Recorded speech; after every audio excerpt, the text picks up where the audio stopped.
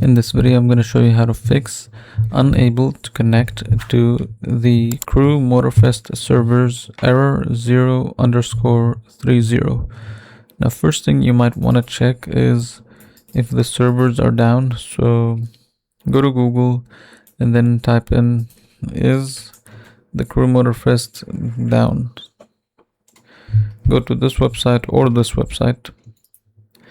So here you will check if it's down. So as you can see, it's up now, and this is not the one causing the issue.